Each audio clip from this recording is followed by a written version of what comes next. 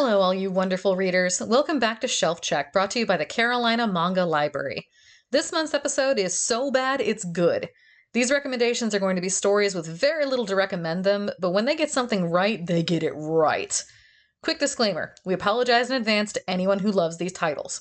Don't worry, we love them too, just for all the wrong reasons. As usual, we're going to recommend separate graphic novels and tell you why they are amazing. As a reminder, we are only recommending series that are officially available in the US, either digitally or physically. Today's episode is brought to you by our wonderful patrons. Special thanks goes out to our honorary librarian, Sean Vahek, and our library assistant, DB Explorer. Stay until the end of the broadcast to learn more about joining our Patreon. So with all that out of the way, let's get reading.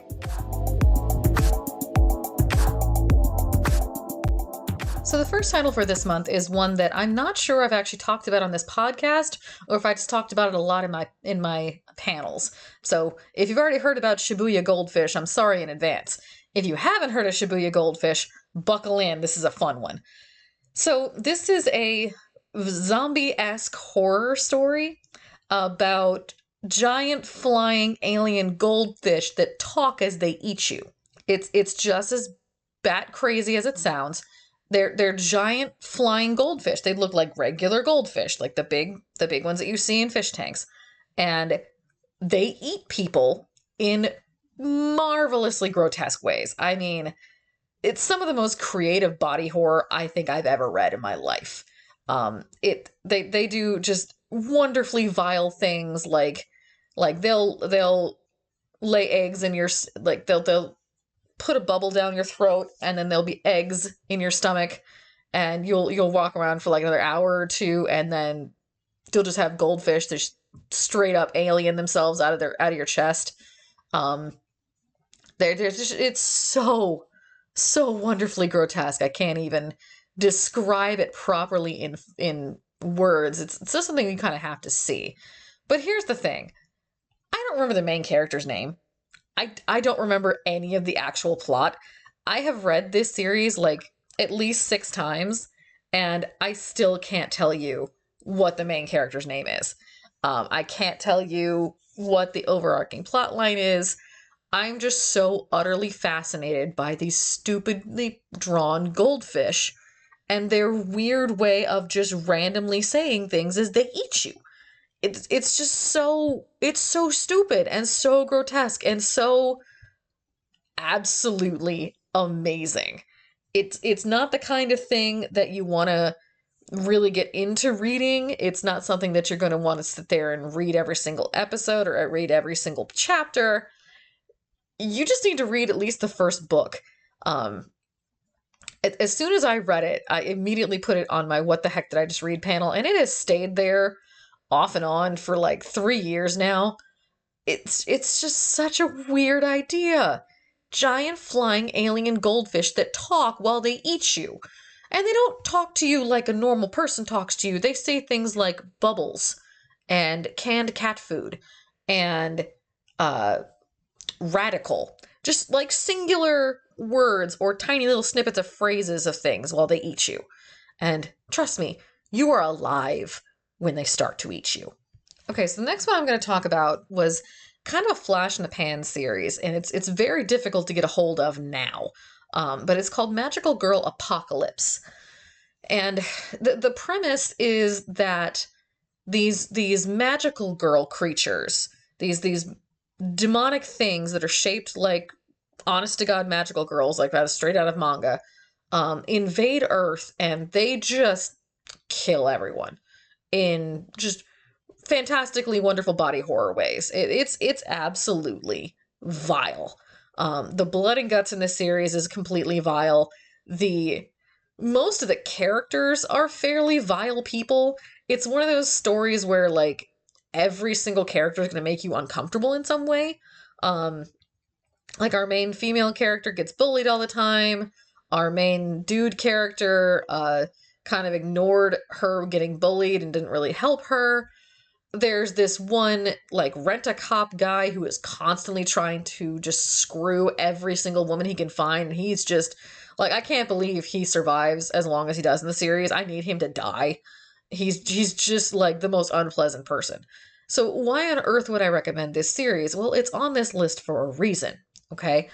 The Magical Girl Apocalypse series did an amazing job of weaving this dark storyline behind all the gore and the dark and the dark characters.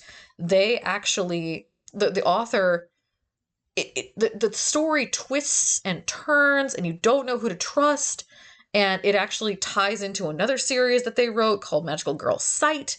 It brings in time travel, it brings in infinite loops, it brings in just this incredibly complex storyline that you have to read almost in between the lines of the violence that's going on. It's a hot mess of a series, not gonna lie to you. I had to read it like 4 times all the way through to really get the brilliance of it, to get the intricateness of the plot. And now, like, I can't read it again without skipping over just pages of gore to get to the really good story that's there. Like, I kind of wish they would rewrite it with like a third of the body horror and the gore and just give me this incredible story, this incredible science fiction story. If you have a chance to read Magical Girl Apocalypse, it will never be made into an anime, trust me. And I know that the books are kind of hard to find nowadays, but if you get a chance to read Magical Girl Apocalypse, you should absolutely try it. So this next one might be a little controversial because it's one of those series that's kind of like a classic now, and a lot of people really like it. And it's Future Diary, or Mirai Nikki, whichever way you want to call it. So here's the thing. Very briefly summed up, Future Diary is one of those survival game kind of anime where, kind of manga, excuse me, where there's a one gimmick and everybody has to follow the gimmick in order to survive a big death game, and whoever wins at the end gets a big prize. So in this one, everybody has a cell phone that does one trick, and at the end of the game, everybody else will be dead. One person lives, and that person gets to be God. Okay? So, Future Diary really created this particular I don't want to call it a genre, but a subgenre, this survival game subgenre. It was the one that first stood out as the one that people would then take inspiration from. And to be honest, it's not that great of a series. It's got a couple of really good twists and turns, got a couple of interesting characters, but when you boil it down and you actually go read the darn thing, it's mostly just disjointed vignettes of kind of tropey little adventures. It's not a really great overarching plot line.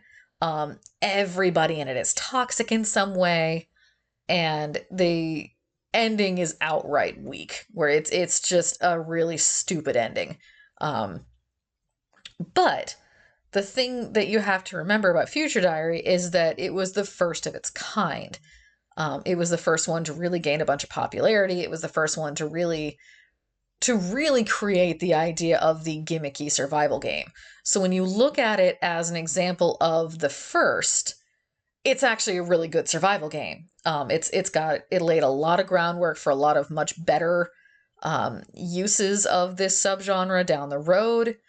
People read it and got inspired. It's for me, it's like the same thing as a lot of the other firsts. So like your first, the most popular isekai that came out to begin with was Inuyasha, and then they took the Inuyasha romancy subplot thing and they turned it into the isekai genre that it is now. It's the same thing with Future Diary. As it stands on its own, if you don't think about it too hard, it's an interesting little romp through this dark, set of people that get together. You have to just remember that none of the decisions that these characters make are decisions that the characters themselves would actually make. That every single decision is made to further the plot, and you really see the hand of the author in Future Diary, literally guiding the characters through the plot line instead of the characters being fleshed out or interesting or realistic. They're there to serve this really cool plot idea. And again, as long as you can overlook that, it's a great little series. It's really fun. It's just the kind of series that you can get sucked into as long as you don't look at it too hard. look at it from the side of your eye, read it while you're listening to music or something, and you'll love it. Just don't think too hard about it. All right, so this next one is one that if you are under the age of 18, do not go read this. Please, for the love of God. Or if you do go read it, don't tell your mother I told you to go read it. And we're going to talk about High School of the Dead. Yes, we're going to talk about that High School of the Dead. Yes, that incredibly ecchi, incredibly fan servicey, disgusting series. The problem with the series, okay, back up. If you haven't actually watched it or read it or heard anything about it, High School of the Dead is a very typical zombie series. The world goes to heck. Everyone's dead and it comes back to life. And you follow a bunch of teenagers as they go through and try to survive the zombie apocalypse. Okay? Very, very, very basic plot line. And yes, it is absolutely drawn by somebody who has done some work in the hentai field. Okay? There's a lot of almost nakedness covered up by like a single scrap of fabric. There's a lot of jiggling. Okay, a lot of jiggling, and it's unnecessary amount of jiggling, especially if you watch the anime adaptation. Holy cod! But High School of the Dead remains my favorite zombie series of all time, even beating out, of course, I've talked about School Live, which of course is way up there, but High School of the Dead has this little secret place in my heart because all of the main characters are absolutely fabulous. They're all just plucky, and they're all really fun, and they're all decent people, which is very rare. They all want to be naked way too often, but I mean, our main protagonist is just a good dude.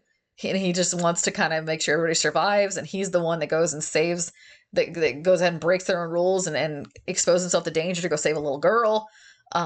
Like their main artillery guy is this complete gun nerd, and the dichotomy that they write in between him being, a completely huge badass with guns and being able to do headshot to headshot to headshot, and then anytime he's not holding a gun, he's just like this fluffy little fat nerd, and he's so friggin' adorable. I just love him. And even our female protagonists that, they should be there just to be, eye candy. All three of them are there to be all four of them are there to be something interesting. One is the teacher who's completely fluffy but she knows how to drive, cars. And you've got the really fancy the really fancy high school girl who is like Ojo-sama, like the great lady, and she turns out she's a sword fanatic and she absolutely can kill people with katanas. You've got the little girl who's just there to be adorable, and then you've got the genius girl who's there to plan everything, and it's just all the characters are so much fun. So if you haven't actually read High School of the Dead, believe it or not, you should actually try it. It's such a fun romp. You just have to ignore all the naked flesh and jiggling. Okay, so this next one has a lot of similarities to what we talked about earlier with Magic Girl Apocalypse. I'm going to tell you about Elfen Lied today. Elfen Lied, Elfen Lied, however you want to pronounce it. The title has nothing to do with the series. So Elfen Lied is what I've always called it. This is another one of those stories, and I'm specifically talking about the manga here, the original manga. The anime fixes a lot of these problems, but the storyline is very hard to explain, but let me try. Okay, there was a mutation in a woman's DNA that made her be able to control things with telekinesis almost. But it's like she has extra arms in her invisible arms in her brain, and she can reach out and touch things. Okay, so she can fly sort of by using her arms to jump. She can reach into your body and rip your heart out and show it to you. Basically, if you get in range of her and she can get within her like 8-foot range or something, she can basically just rip you apart from inside invisibly with invisible arms. And she escapes from her big facility and she goes on the run and she gets a head injury and then she doesn't know who she is anymore. And so she's like this sweet, innocent little adorable thing who has no idea that she has invisible arms in her mind. And she ends up with this family, well, not family, this dude and his cousin. And she just wants to live with them peacefully, but the government's after her. And then her murderous personality comes back out, and it's a lot. It's a lot to get through. And the storyline itself is just this fantastic, fantastic science fiction story. But the problem is that it goes off the rails real fast, and it's got a lot of really weird fetish stuff in it. Like everyone's trying. It's almost like a reverse harem. It's like a harem story. It's like a horror harem sci-fi story where everyone is also trying to get with the main dude, including his cousin. And there's a lot of weird sex jokes in there, and just a lot of weird sex imagery. There's some characters thrown in that are there just to be some kind of weird fetish. Like there's this girl who's really good at singing, but she is incontinent, so she's constantly wearing a diaper. And it's like, I think it's just a weird thing that the author's into. But if you can get past all that, the storyline itself is this wonderfully tragic story about this girl who never asked for any of this to happen to her. She did not ask to be born this way. She just had a mutation, and it led her to a life of pain and suffering. And when she tries to love something, she grips onto it as hard as she can. So it's a tragic story. It's a beautiful story. You just got to get past the absolute disgusting excuse of fetishism that this author just really wanted to draw for some reason and make parts of his characters. Once you get through that, you can actually be okay. The anime only goes up to about a quarter of the way through the story. So once you read, I think it's books 1 and 2 of the re-release of the manga, you'll pretty much be through the anime. And then you get into the really weird stuff with the trying to recreate her mutation to take over the world. And there's a dude who also has her powers. And it gets real convoluted real quick, but it's definitely worth the read if you like those kinds of tragic backstory stories with a hugely interesting sci-fi twist at the end. Okay, so our last one this month just came out, and it was one of the ones that I ordered because I was intrigued by the title, and I sat down to read it, and it took me like 30 minutes to read the book, and after I finished it, I just started swearing. I just started cursing, and I cursed most of the way through it, too. I'm going to tell you about Killer Shark in Another World. It's an isekai, because y'all told me I needed to read more isekai. This is entirely your fault. I blame you guys entirely for the fact that I had to subject myself to this stupid book. All right. So there's this world is at war with this huge demon army, and they train teenagers who have magical abilities to summon creatures from across the universe and the multiverse to work together to fight the demon army. And our main character is a girl who isn't really good at magic, and she's constantly in peril of getting expelled because she can't summon anything. And it's her last chance, it's her last retest to summon something, and she does, and she summons this great magical circle, and in the middle of the circle forms this itsy bitsy baby shark. This little baby great white shark. And it's kind of flopping, and it's just kind of like, it's 100% magic harping, okay? It's just magic harping on the ground. And everyone makes fun of her, and one of the main antagonists of her school pops up with his drop dead gorgeous sexy succubus thing that he summoned, and he's like, "Oh, you're completely useless. You need to get out of this school. Me and my girlfriend here are gonna go take over everything." And as soon as he says girlfriend, the little floppy Magikarp shark, his eyes go red, and he turns into a giant 3-headed shark with octopus tentacles instead of a tail. So yes, it's giant sharktopus, okay? And he proceeds to literally kill everybody in the school. And our main character's trying to stop him, and he won't listen to her, and he's in berserk mode. And he kills everybody in the school, and she runs away because everyone's trying to kill her now in revenge. And he turns back into a cute little shark to follow her around, and he swims in the ground. Okay, he swims in the ground like he would water. And it is just 273 pages of this girl getting into situations where her shark turns into a giant monstrous shark and eats people without her being able to stop him. It's a really unpleasant series. Like, everybody actually hates this main character. She just is the most unlucky, useless girl ever. Her village. No, I'm not going to spoil that for you. I'm not going to spoil it for you. I want you to go read it. Here's the thing, okay? The idea is stupid. The premise of this story is stupid. It is the dumbest thing I have read in probably 6 months. But darn it, the spectacle of this shark. The twist is the shark is the one that got isekai'd into this world, okay? And he can transform and he levels up. He levels up into every B movie shark that you could ever think of, okay? Giant shark versus octopus, Sharknado, Jaws 3D, all the terrible, terrible, like, B, C, D level shark movies that get made. He can channel all of those sharks and become them. Okay, and he levels up and he gets a new form every time. It's so stupid and so amazing at the same time. Like, I read it and then immediately told my manga library staff. I told them about it immediately. And I was so mad that I read it and then I liked it as much as I did.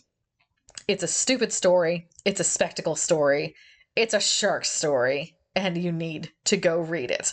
Killer Shark in Another World. Oh my god. I want to know what y'all think. After you finish reading this, because you're going to have to go read it, jump on the Discord and tell me what you thought. Please, I'm begging you. I have to share this with more people.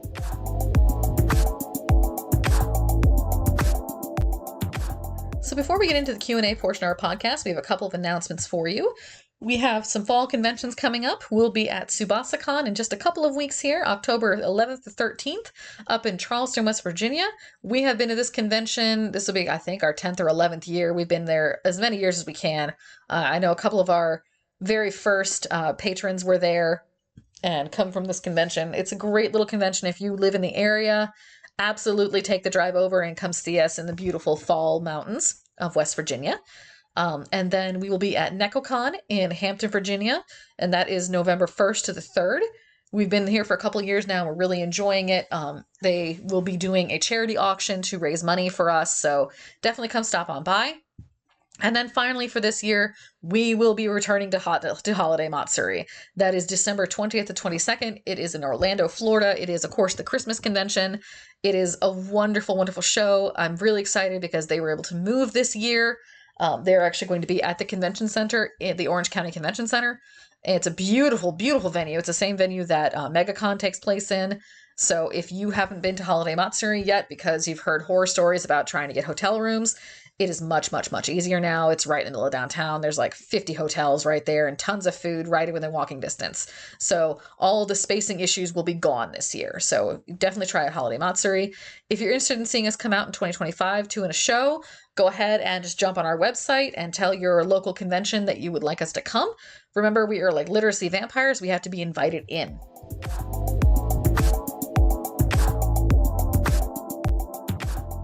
Okay, welcome to the Q&A portion of our podcast. This is where we answer your burning questions from our Discord. And every month we're going to answer 1 or 2 questions, as many as we can. And we'll do our best to answer all of them over the speaker here.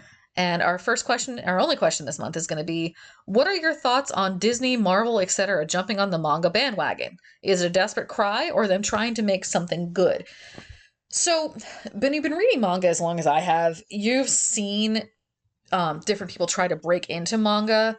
And the thing that I always have to have people remember is that manga is a medium. Okay, it's not a genre. It's not a type of story. It is literally just a medium. So anything that wants to tell new stories in that medium, for me, is a great thing. It's a great way to take your story and change the format of it so you can reach a new audience. To me, that's a great way to reach a whole new audience, because like there are folks like me, I'm not a huge superhero comic book fan. Okay, so I don't read a lot of DC. I don't read a lot of Marvel anymore. Because the stories just don't grab me. I read a lot of independently published stuff. I read a lot of fantasy stuff. But there are things like the Batman manga, which came around a couple of years ago, and it was actually phenomenal. It was like the best Batman thing that I've read in forever, because they broke out of the trope dungeon that is mainstream comic books writing, and they were able to try new things with it. So for me, there's nothing wrong with breaking into a new format, into a new medium. To me, it's just a format change. I also really like the idea of like the manga classics series. I love the manga adaptations of these classic novels being rewritten for a new audience in a format that they can understand. So I definitely approve of jumping format and jumping mediums to tell your story in a new way. And remember, if you want to get your question answered, if you have a burning question about libraries or manga or comics or anime or anything that we do, jump on our Discord. You can get to our Discord from our website, www.carolinamangalibrary.com. There is a channel on the server called Ask a Librarian. Type your question in there. Most of our folks will answer it as well, but I will also answer it in my own unique librarian way on our podcast. So again, jump on our Discord, send an invite. You can join at any time you want, and use the Ask a Librarian channel.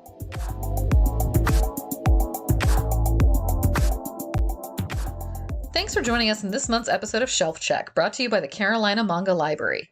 This episode was written and recorded by the Carolina Manga Library and edited by NoodleBoyMedia. You can find information about NoodleBoyMedia on all social networking sites.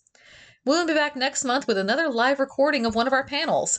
Our head librarian will be on the road all but one weekend in October, so we're letting her voice take a small break. Remember, if you're interested in supporting the library, consider becoming a patron. Our patrons get access to the podcast a day early, as well as behind-the-scenes fun like bloopers and transcripts. You can also follow us on social media on X, Instagram, and Facebook. You can find links to all of this on our website, www.carolinamangalibrary.com. So until next month, we'll see you in the stacks.